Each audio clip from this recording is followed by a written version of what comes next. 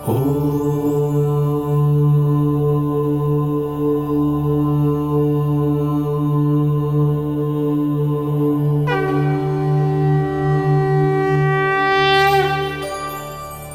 श्री सत्यनारायण व्रत कथा दूसरा अध्याय।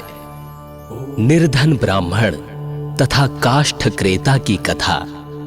श्री सूत जी बोले, हे द्विजों, अब मैं पुनः पूर्व काल में जिसने इस सत्यनारायण व्रत को किया था उसे भली भांति विस्तार पूर्वक कहूंगा।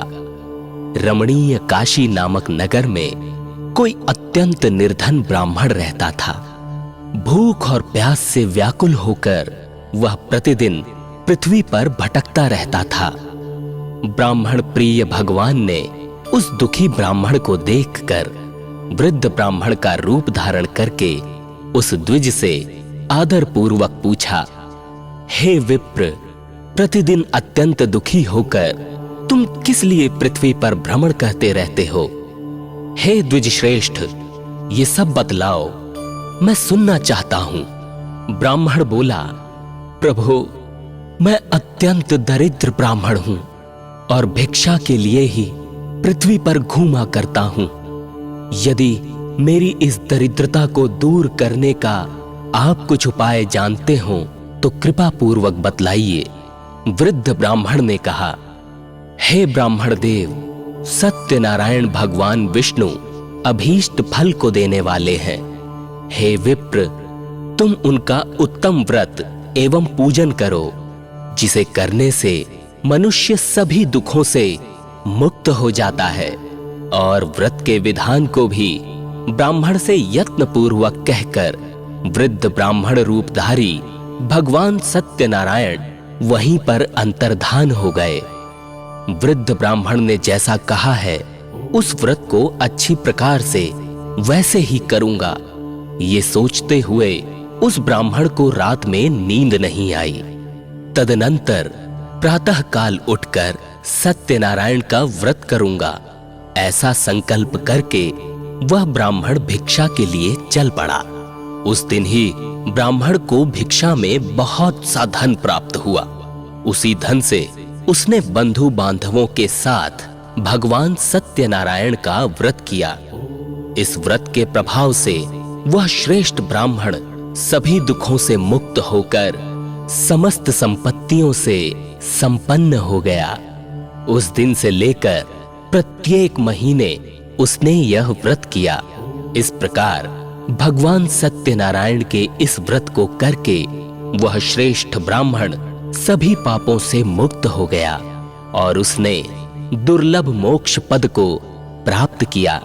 हे विप्र, पृथ्वी पर जब भी कोई मनुष्य श्री सत्यनारायण का व्रत करेगा उसी समय उसके समस्त दुख नष्ट हो जाएंगे। हे ब्राह्मणों, इस प्रकार भगवान नारायण ने महात्मा नारद जी से जो कुछ कहा मैंने वह सब आप लोगों से कह दिया। आगे अब और क्या कहूं? ऋषियों ने कहा, हे मुने, इस पृथ्वी पर उस ब्राह्मण से सुने हुए इस व्रत को किसने किया? हम वह सब सुनना चाहते हैं। उस व्रत पर हमारी श्रद्धा हो रही है।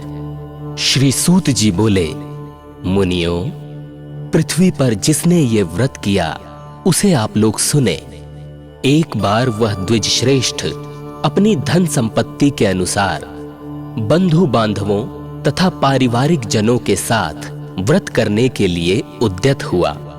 इसी बीच एक लकड़हारा वहां आया और लकड़ी बाहर रखकर उस ब्राह्मण के घर गया।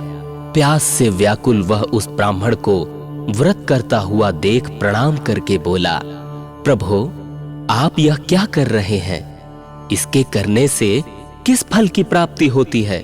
विस्तार पूर्वक मुझसे कहिए। विप्र ने कहा, ये सत्यनारायण का व्रत है जो सभी मनोरथों को प्रदान करने वाला है। उसी के प्रभाव से मुझे यह सब महान धन धान्य आदि प्राप्त हुआ है। जल पीकर तथा प्रसाद ग्रहण करके वह नगर चला गया। सत्यनारायण देव के लिए मन से ऐसा सोचने लगा कि आज लकड़ी बेचने से जो धन प्राप्त होगा उसी धन से भगवान सत्यनारायण का श्रेष्ठ व्रत करूंगा। इस प्रकार मन से चिंतन करता हुआ लकड़ी को मस्तक पर रखकर उस सुंदर नगर में गया जहां धन संपन्न लोग रहते थे। उस दिन उसने लकड़ी का दुगुना मूल्य प्राप्त किया। तदनंतर प्रसन्न हृदय होकर वह पके हुए केले का फल, शर्करा, घी, दूध और गेहूं का चूर्ण सवाया मात्रा में लेकर अपने घर आया।